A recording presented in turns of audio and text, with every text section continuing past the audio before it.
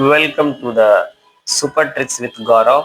आज हम एक नए टॉपिक के साथ ट्रिक को लेकर आए हैं। बहुत ही शानदार ट्रिक है। इसे आप एकदम ध्यान से देखिएगा और ये इससे हमेशा प्रश्न बनते हैं बीपीएससी, यूपीएससी, रेलवे इत्यादि एग्जामों में। तो आप इन्हें एकदम ध्यान से देखिएगा और आपको याद भी करना है, रिवीजन भी करना है। तो ध्यान दीजिए। सबसे पहले जो हम राज्यपाल का ट्रिक याद करेंगे वो बेसिकली अनुच्छेद 153 से 159 में है।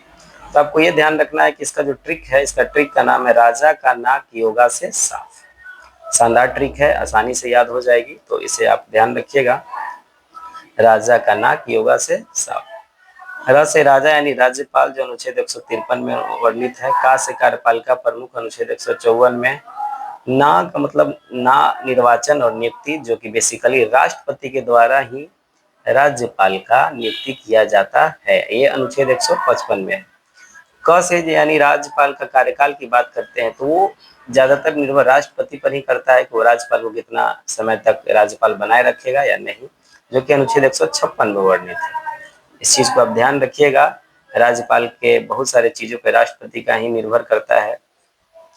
यो से योग्यता यानी राज्यपाल की क्या क्या योग्यता होनी चाहिए एक बढ़िया से जो इस पद पे बने रहने के लिए, जैसे कि वो भारत का नागरिक होना चाहिए। तो ये योग्यता जो बताती है राज्यपाल की, ये 157 अनुच्छेद कितना में 157 में। से सेवा शर्त यानी राज्यपाल की कुछ सेवा शर्तें होती हैं जो अनुच्छेद 158 में वर्णित है।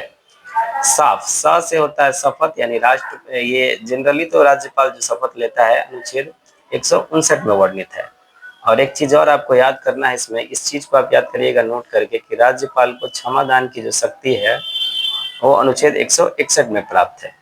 और एक चीज याद रखिएगा कि राज्यपाल को फांसी की सजा माफ करने का अधिकार नहीं है। हाँ, वो सजा को कम कर सकता है, घटा बढ़ा सकता है, लेकिन फांसी की सजा माफ करने का जो शक्ति है वो केवल राष्ट्रपति के पास है। तो आप इसे याद रखिएगा, राज्यपाल को क्षमादान की शक्ति अनुच्छेद 161 में प्राप्त है। तो मिलते हैं फिर नए एक टॉपिक के साथ। तब तक के लिए धन्यवाद।